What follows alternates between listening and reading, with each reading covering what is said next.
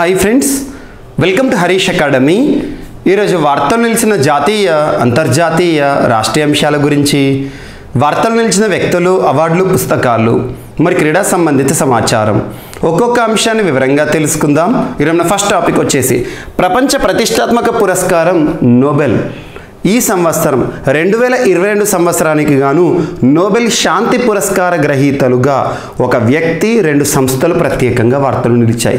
ఈ టాపిక్కి సంబంధించి రానున్న పోటీ పరీక్షలో కొంత డెప్త్గా క్వశ్చన్స్ అడగబోయే అవకాశం ఉంది.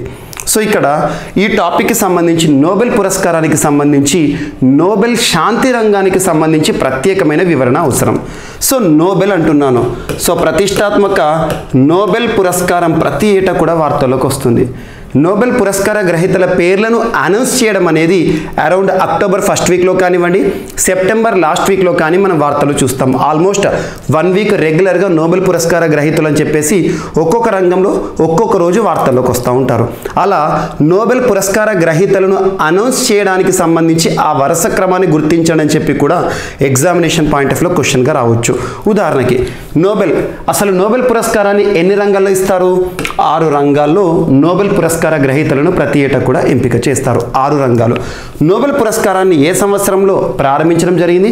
ఇయర్ ఆఫ్ ఇన్స్టిట్యూషన్ అంటారు ఇంగ్లీష్లో.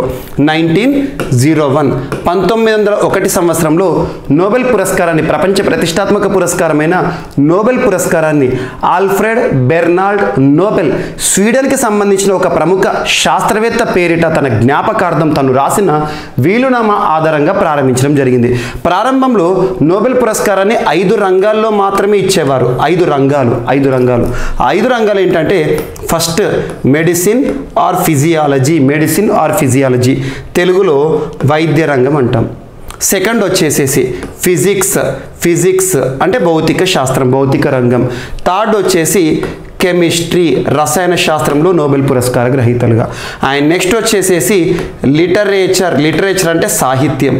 ఆ తర్వాత వచ్చేసి శాంతి, నోబెల్ పీస్ ప్రైజ్ లారెట్స్ని ఎంపిక చేస్తారు. సో ఇక్కడ 5 రంగాల్లో మొదట when Nobel awards or Nobel prize was instituted, it was instituted in 5 fields అంటే 5 రంగాల్లో ప్రారంభించారు. మరొక రంగంగా ఎకనామిక్స్లో నోబెల్ని 1968 సంవత్సరంలో ప్రారంభించారు. కానీ 1968 సంవత్సరంలో ఇవ్వలేదు. ఏ సంవత్సరంలో మొదటిసారి ఇచ్చారు అంటే 1969. ఇక్కడ మాత్రం 2 సంవత్సరాలు గుర్తుంచుకోవాలి. సో 1968 సో ప్రస్తుతం 6 రంగాల్లో నోబెల్ పురస్కార గ్రహీతలను ఎంపిక చేస్తారు ప్రతి ఏటా కూడా. సో నోబెల్ పురస్కార గ్రహీతలకు ఏ రోజున పురస్కార ప్రదానోత్సవం జరుగుతుంది? ఎప్పుడు వీళ్ళకి ఈరోజు వార్తలోకి వచ్చారు కదా, వీరికి పురస్కారాన్ని ఎప్పుడు ప్రదానం చేస్తారంటే ప్రతి సంవత్సరం కూడా డిసెంబర్ 10th రోజున, డిసెంబర్ 10th, అది నోబెల్ చనిపోయిన రోజు, వర్ధంతి. ఒక వ్యక్తి జ్ఞాపకార్థం, ఒక చనిపోయిన రోజు, ఒక వర్ధంతి రోజున బ్రతికున్న వ్యక్తులకు మాత్రమే ఇచ్చే ఒక ప్రతిష్టాత్మక పురస్కారం నోబెల్ పురస్కారం. అటువంటి నోబెల్ పురస్కారాలను అనౌన్స్ చేయడం యొక్క వరుస క్రమాన్ని గుర్తించండి అంటారు ఎగ్జామ్లో. సో ఫస్ట్ నోబెల్ ఇన్ మెడిసిన్కి సంబంధించి ఇస్తారు, అంటే అనౌన్స్ చేస్తారు. మనం ఈ వారంలో చూసాం, ఈ వారంలో స్టార్టింగ్ డే రోజు చూసాము. అండ్ నెక్స్ట్ వచ్చేసేసి రెండవ రోజు నోబెల్ పురస్కార గ్రహీతలను అనౌన్స్ చేసే రోజున ఫిజిక్స్కి సంబంధించిన నోబెల్ పురస్కారాల గ్రహీతలను అనౌన్స్ చేస్తారు. థర్డ్ వచ్చేసి రసాయన శాస్త్రంలో. అండ్ నెక్స్ట్ వచ్చేసి సాహిత్య రంగంలో. ఆ తర్వాత 5th డే రోజున శాంతి పురస్కార గ్రహీతలను ఎంపిక చేస్తారు. అండ్ నెక్స్ట్ వచ్చేసేసి లాస్ట్ డే రోజున ఎకనామిక్స్లో నోబెల్ పురస్కార గ్రహీతలు ఈ సంవత్సరం ఎవరు వార్తలు ఇచ్చారో వారి పేర్లను అనౌన్స్ చేస్తారు. ఈ విధంగా ఉంటుంది. మరి నోబెల్ పురస్కార గ్రహీతలను ఎంపిక చేసే సంస్థలు కూడా డిఫరెంట్గా ఉంటాయి. మెడిసిన్లో, వైద్య రంగంలో నోబెల్ పురస్కార గ్రహీతలను Karolina institute of medical sciences, మనకి ఏదైతే ఉంటుందో స్టాక్హోమ్ వేదికగా పనిచేస్తుంది. స్టాక్హోమ్ హెడ్ క్వార్టర్గా. స్టాక్హోమ్ అంటే స్వీడన్ యొక్క రాజధాని. స్వీడన్ కేంద్రంగా పనిచేస్తున్న కరోలినా మెడికల్ ఇన్స్టిట్యూషన్స్ ఎక్కడుంది? స్టాక్హోమ్ కేంద్రంగా. అండ్ సెకండ్ వచ్చేసి ఫిజిక్స్లో నోబెల్ పురస్కార గ్రహీతల్ని ఎవరు ఎంపిక చేస్తారంటే రాయల్ స్వీడిష్ అకాడమీ, ఇది కూడా స్టాక్హోమ్ కేంద్రంగా పనిచేస్తుంది. అండ్ నెక్స్ట్ వచ్చేసి కెమిస్ట్రీలో నోబెల్ పురస్కార గ్రహీతలను ఎవరు ఎంపిక చేస్తారంటే ఇది కూడా royal Swedish academy. And next వచ్చేసేసి లిటరేచర్ సాహిత్య రంగంలో Swedish academy of literature, Swedish academy of literature ఈ సంస్థ సాహిత్య రంగంలో నోబెల్ పురస్కార గ్రహీతలు ఎంపిక చేస్తుంది. ఇక్కడ ఇంపార్టెంట్ శాంతి, నోబెల్ శాంతి రంగంలో పురస్కార గ్రహీతలను ఎవరు ఎంపిక చేస్తారని ఎగ్జామ్లో ఖచ్చితంగా అడగవచ్చు. ఎవరు ఎంపిక చేస్తారంటే ఇది మాత్రం స్వీడన్కి సంబంధించి కాదు, నార్వే. సో నార్వేజియన్ పార్లమెంటు వారు శాంతి రంగంలో నోబెల్ పురస్కార గ్రహీతలను ఎంపిక చేస్తారు. అండ్ శాంతి రంగంలో నోబెల్ పురస్కార గ్రహీతలుగా మాత్రమే వ్యక్తులతో పాటు సంస్థలు ఉంటాయి. నోబెల్ ఒక సంవత్సరంలో ఒక సంస్థకి కూడా ఇస్తున్నారంటే ఆ సంస్థ ఖచ్చితంగా ఏ రంగంలో ఎంపికై ఉంటుంది? శాంతి రంగంలో. సంస్థలు అంటే శాంతి రంగంలో గుర్తుంచుకోండి. ఇక్కడ ఒక లిమిటేషన్ ఉంటుంది. ఈచ్ అండ్ ఎవ్రీ ఫీల్డ్లో ప్రతి రంగంలో కూడా నోబెల్ పురస్కార గ్రహీతలు మ్యాక్సిమం ఎంతకు ఎక్సీడ్ అవ్వద్దు అంటే 3కి మించి ఒక సంవత్సరంలో ఒక రంగంలో నోబెల్ పురస్కార గ్రహీతలు ఉండరు. అలా 6 రంగాలు కదా, 6 రంగాలు 6 × 3 అంటే 18. కానీ శాంతి రంగంలో మాత్రం సంస్థలకి కూడా ఇవ్వచ్చు, 3 వ్యక్తులకి ఇవ్వచ్చు, సంస్థలకి కూడా ఇవ్వచ్చు. అలా ఈరోజు 2 సంస్థలు వార్తలోకి వచ్చాయి. ఇక చివరిగా ఎకనామిక్స్లో నోబెల్ పురస్కార గ్రహీతలను ఎవరు ఎంపిక చేస్తారంటే రిక్స్ బ్యాంక్ అనేది స్వీడన్కి సంబంధించిన సెంట్రల్ బ్యాంక్, కేంద్ర బ్యాంక్. మన భారతదేశంలో ఆర్బీఐ లాగా రిక్స్ బ్యాంక్ స్వీడన్కి అలాగా గుర్తుంచుకోండి. ఇవన్నీ కూడా బేసిక్స్ పాయింట్స్, నోబెల్కి సంబంధించి అడగవచ్చు ఎగ్జామ్లో బేసిక్ సంబంధించి. సో ఇక్కడ పక్కన పెడితే ఈ సంవత్సరం నోబెల్ శాంతి పురస్కార గ్రహీతగా ఒక వ్యక్తి, 2 సంస్థలు వార్తలు నిలిచాయి. చూద్దాం. బెలారస్కు చెందిన మానవ హక్కుల న్యాయవాది అలెస్ బిలియాట్రిస్క్. సో అలెస్ అని గుర్తుంచుకోండి. ఈ సంవత్సరం ప్రపంచ నోబెల్ శాంతి పురస్కారం రాబోతుంది. గ్రహీతగా ఈరోజు వార్తలోకి వచ్చారు. ఈ మేరకు నార్వేజియన్ నోబెల్ కమిటీ అంటే నార్వేజియన్ పార్లమెంట్ నిర్ణయించింది. ఆయనతో పాటు 2 సంస్థలు గుర్తుంచుకోండి, సంస్థలపైన క్వశ్చన్స్ అడుగుతారు. ఆయనతో పాటు 2 మానవ హక్కుల సంస్థలు, రష్యన్ గ్రూప్ మెమోరియల్ ఒకటి, and next Ukrainian centre for civil liberties, ఇవన్నీ కూడా మానవ హక్కులకి సంబంధించిన. ఈ సంవత్సరం శాంతి పురస్కార గ్రహీతలు అందరూ కూడా అంటే ముఖ్యంగా వ్యక్తి మరియు 2 సంస్థలు కూడా మానవ హక్కులకు సంబంధించి, ఎక్కువగా శాంతి రంగానికి సంబంధించి మానవ హక్కుల రంగంలోనే ఇస్తారు ఎక్కువగా. సో లాస్ట్ టైం మనకు శాంతి రంగమే వివాదాస్పదమైంది. దిమిత్రి మురతోవ్ రష్యాకి సంబంధించిన ఒక జర్నలిస్ట్. సో ఇటువంటి చూడండి. సో ఇక్కడ 2 సంస్థలు ఏంటి? Ukraine centre for civil liberties and Russian group memorial. And ఒక వ్యక్తి ఎవరో బెలారస్కి చెందిన వ్యక్తి, ఒక న్యాయవాది అలెస్ అని గుర్తుంచుకోండి. ఈ సంవత్సరం శాంతి పురస్కార గ్రహీతలుగా ఒక వ్యక్తి ప్లస్ 2 సంస్థలు. Very very important. And next వచ్చేసేసి ఇక నెక్స్ట్ రోజున మనకు ఎకనామిక్స్లో నోబెల్ ఎవరో చూడాలి. అండ్ ఈ పాయింట్స్ ఏవైతే ఉంటాయి అంటే నోబెల్కి సంబంధించిన ప్రైజ్ మనీ ఉంటుంది కదా, ఒక రంగంలో ఒక సంవత్సరానికి సంబంధించి ఒక రంగంలో నోబెల్ పురస్కార గ్రహీతలు ఎంతమందికి వచ్చినా కూడా, అంటే 3 మెంబర్స్ వచ్చినా కూడా ఒక రంగంలో 10 మిలియన్ స్వీడిష్ క్రోనార్కి మాత్రం మించకూడదు. ఇదొక కండిషన్. ఒక వ్యక్తి ఉంటే ఒక వ్యక్తికి ఇస్తారు, 2 ఉంటే 2కి, 3 ఉన్నా కూడా 10 మిలియన్ స్వీడిష్ క్రోనర్సే. ఇది ఒకటి ఇంపార్టెంట్. అండ్ నెక్స్ట్ వచ్చేసి నోబెల్ పురస్కార గ్రహీతలకి సంబంధించి అందరికీ కూడా ప్రధానోత్సవం డిసెంబర్ 10న జరుగుతుంది కదా. అన్ని రంగాల్లో డిసెంబర్ 10 రోజున ప్రధానోత్సవం జరుగుతుంది. నోబెల్ ప్రతిష్టాన పురస్కారాన్ని ఇస్తారు. కానీ శాంతి రంగానికి మాత్రం సంబంధించిన నోబెల్ పురస్కార గ్రహీతలకు స్వీడన్లో ప్రధానోత్సవం జరగదు. వారికి నార్వే రాజధాని ఓస్లోలో జరుగుతుంది. Very very important. ఇవన్నీ కూడా బేసిక్స్. నోబెల్కి సంబంధించి ప్రపంచ ప్రతిష్టాత్మక పురస్కారం కాబట్టి వీటిపైన ఫోకస్ చేయండి. ఇది నోబెల్కి సంబంధించి. అండ్ నెక్స్ట్ ఈరోజు భారత్ ప్రపంచంలో అత్యంత ఎక్కువగా షుగర్ ఉత్పత్తిలో, సో షుగర్ ప్రొడ్యూసింగ్ లార్జెస్ట్ కంట్రీగా వార్తలు ఇచ్చిందంటే చక్కెర ఉత్పత్తిలో ప్రపంచంలోనే మొదటి స్థానం, చక్కెరను వినియోగించుకోవడంలో కన్జంప్షన్లో కూడా మొదటి స్థానం, అండ్ చక్కెరని ఎగుమతి చేస్తున్న దేశాల కేటగిరీలో ప్రపంచంలో 2వ స్థానం. ఈ 3 ర్యాంకులు గుర్తుంచుకోవాలి, ఎగ్జామ్లో అడుగుతారు. ప్రపంచంలో చక్కెరను అధికంగా ఉత్పత్తి చేస్తున్న దేశాల జాబితాలో భారతదేశం స్థానం ఏంటంటే ఫస్ట్. ఎక్కువగా వినియోగిస్తున్న దేశాల జాబితాలో మొదటి స్థానం ఏంటంటే అది కూడా మనమే.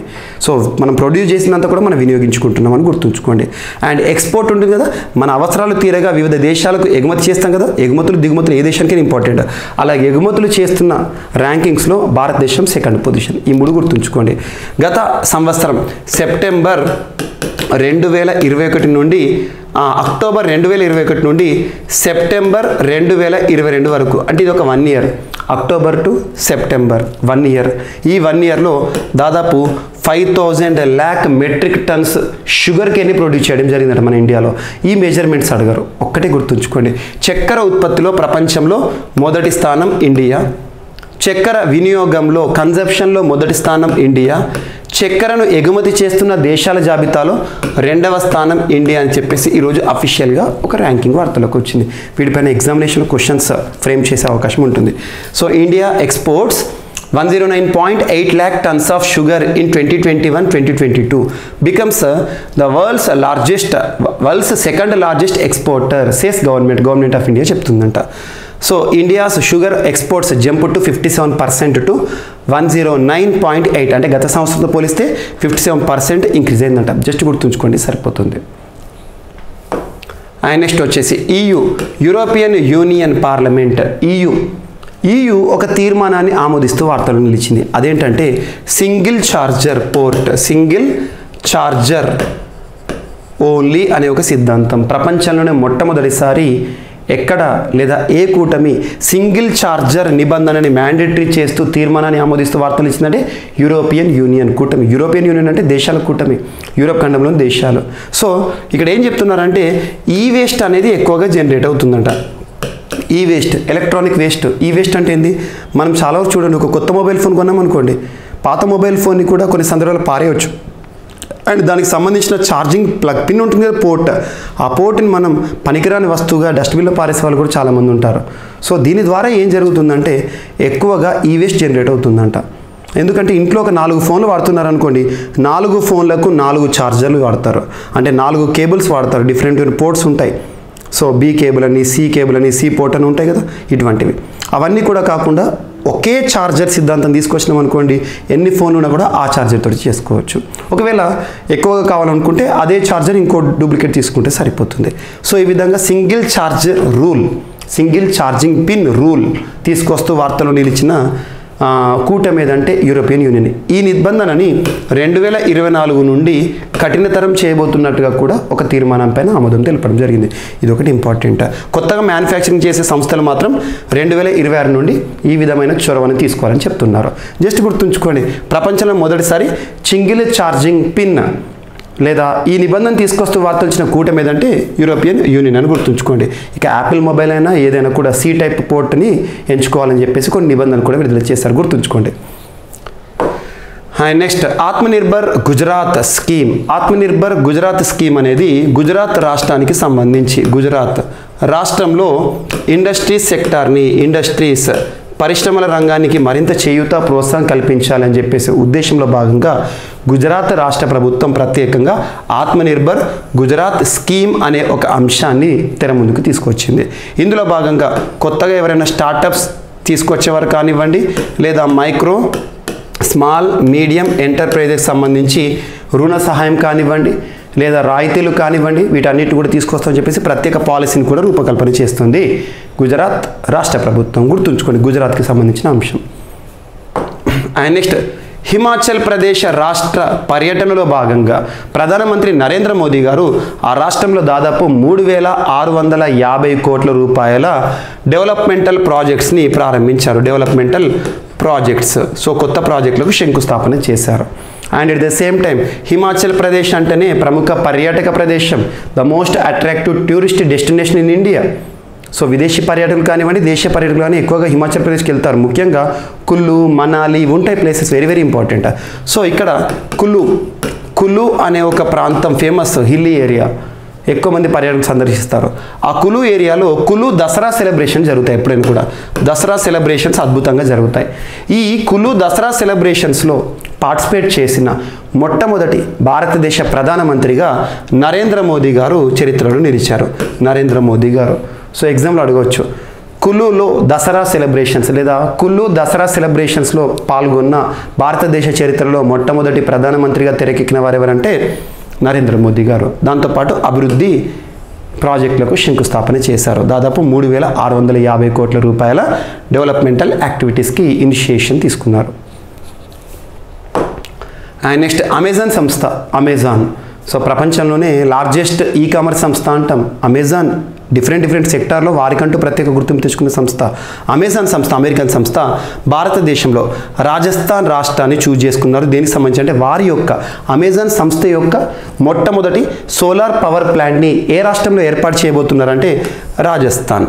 దాని యొక్క కెపాసిటీ ఎంతనట అంటే 420 మెగావాట్స్. 420 మెగావాట్స్ విద్యుత్ని ఉత్పత్తి చేసే సామర్థ్యం ఉన్న సోలార్ పవర్ ప్యానెల్స్ ఏవైతే ఉంటాయో వాటిని అమెజాన్ సంస్థకి సంబంధించిన మొట్టమొదటి సోలార్ పవర్ ప్లాంట్ని ఎక్కడ ఏర్పాటు చేయబోతున్నట్టుగా అధికారిక ప్రకటన చేశారంటే రాజస్థాన్ అని గుర్తుంచుకోండి. Very very important.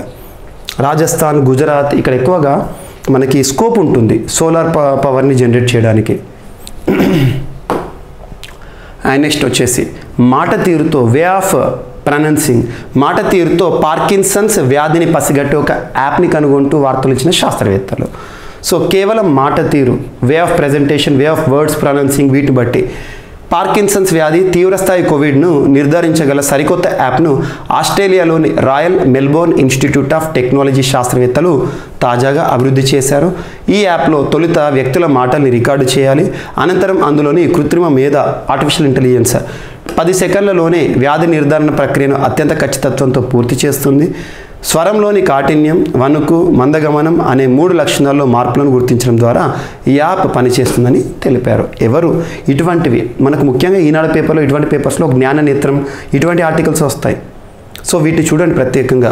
వీటి నుండి సైన్స్ అండ్ టెక్నాలజీలో ఇంపార్టెంట్ టాపిక్స్ మీకు ఐఐటీస్కి సంబంధించి కానివ్వండి, ఐఐఎస్సి బెంగళూరుకి సంబంధించి కానివ్వండి, ప్రపంచంలో వివిధ రకాల ఆవిష్కరణలు, ఇన్నోవేషన్స్ ఏవైతే ఉంటాయో వాటన్నిటి కూడా వీటి ద్వారా మనం తెలుసుకోవచ్చు. సో ఇక్కడ ఏ ఇన్స్టిట్యూట్ వార్తలోకి వచ్చింది, ప్రత్యేకత ఏంటి, దేనికి సంబంధించి 3 పాయింట్లు ఫోకస్ చేస్తే సరిపోతుంది. నెక్స్ట్ వచ్చేసేసి 2030 సంవత్సరం కల్లా పేదరికాన్ని తొలగించలేమని చెప్పేసి ప్రపంచ బ్యాంకు కుండబద్దలు చేస్తూ చెప్తుంది.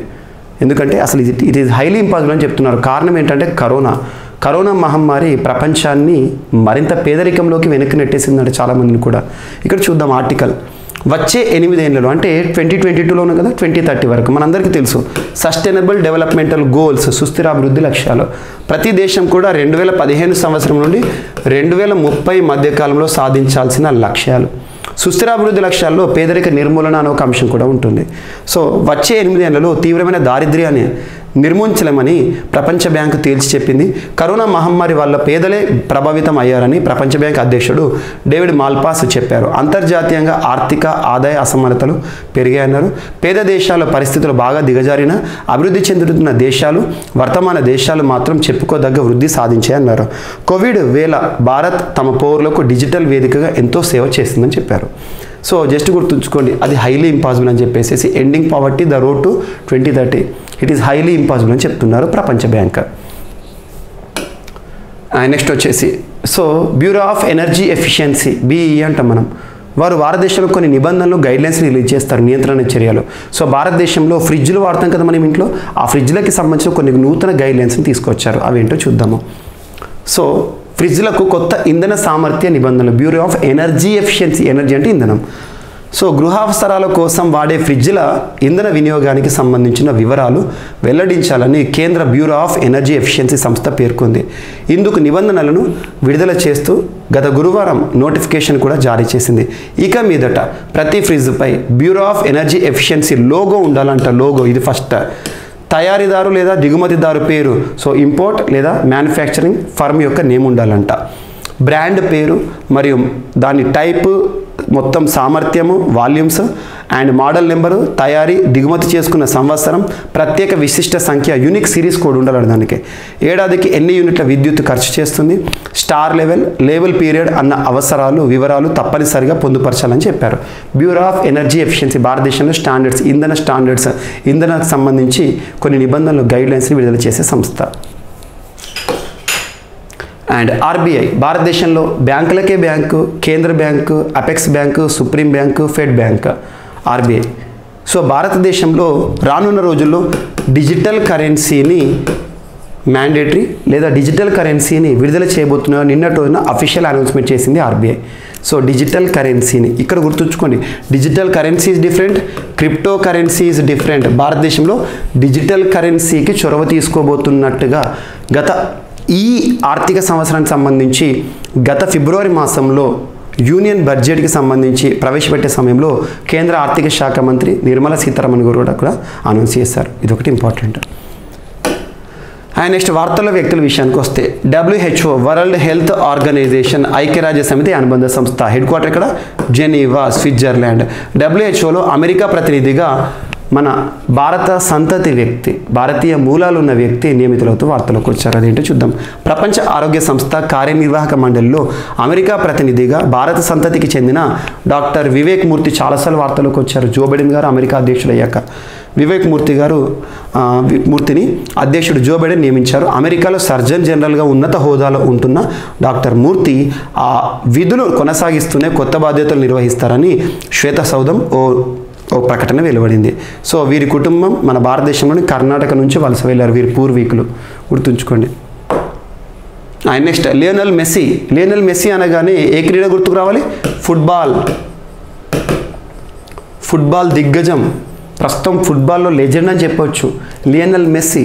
ఏ దేశానికి సంబంధించిన దిగ్గజ ఆటగాడు అంటే అర్జెంటీనా అంటే ఇక్కడ సౌత్ అమెరికా ఖండంకి సంబంధించి గత కోపా అమెరికా కప్ని సాధించిన కెప్టెన్, అర్జెంటీనా కెప్టెన్. అటువంటి లియోనెల్ మెస్సీ ప్రస్తుతం వరల్డ్లోనే నెంబర్ 1 ఫుట్బాలర్ ఆటగాడు. రానున్న 2022 ఫుట్బాల్ వరల్డ్ కప్ ఉంది కదా, ఫుట్బాల్ వరల్డ్ కప్ అంటే FIFA, federation international they football association, FIFA నిర్వహిస్తుంది. సో ఫిఫా నిర్వహించే 2022 వరల్డ్ కప్ ఎక్కడ జరగబోతుంది? Schedules important. క్రీడలకు సంబంధించి షెడ్యూల్ పైన క్వశ్చన్ అడుగుతారు. ఏ క్రీడైనా సరే, ఒలింపిక్స్ కానీ, పారాలింపిక్స్ కానివ్వండి, కామన్వెల్త్ గేమ్సే కానివ్వండి, ఫుట్బాల్ వరల్డ్ కప్సే కానివ్వండి, భారతదేశానికి సంబంధించి కానివ్వండి, క్రికెట్ వరల్డ్ కప్స్ కానివ్వండి, వీటి యొక్క షెడ్యూల్స్, వెన్యూస్ ఖచ్చితంగా గుర్తుంచుకోండి. ఎగ్జామినేషన్ అడుగుతారు.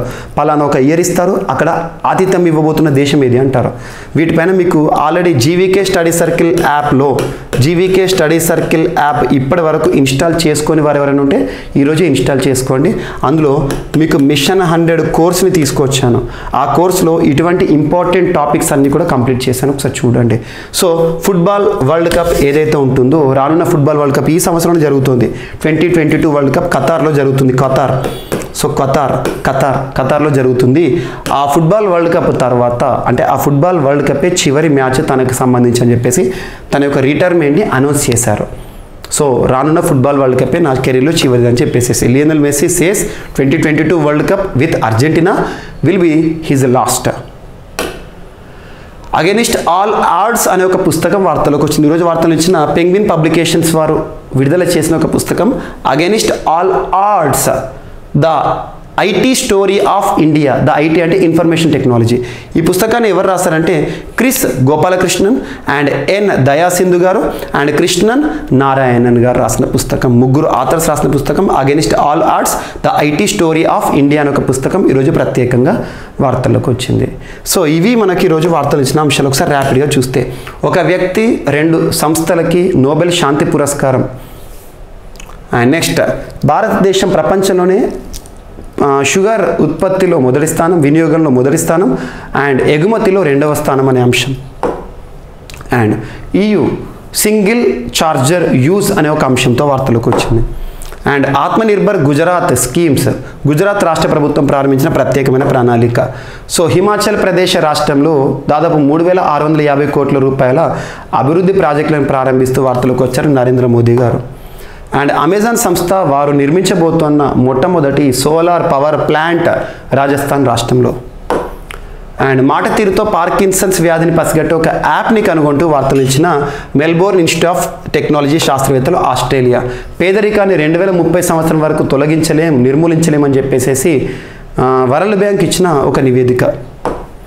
అండ్ ఫ్రిడ్జ్లకు కొత్త ఇంధన సామర్థ్య నిబంధనలు విడుదల చేస్తూ బ్యూరో ఆఫ్ ఎనర్జీ ఎఫిషియన్సీ వారు వార్తలకు వచ్చారు.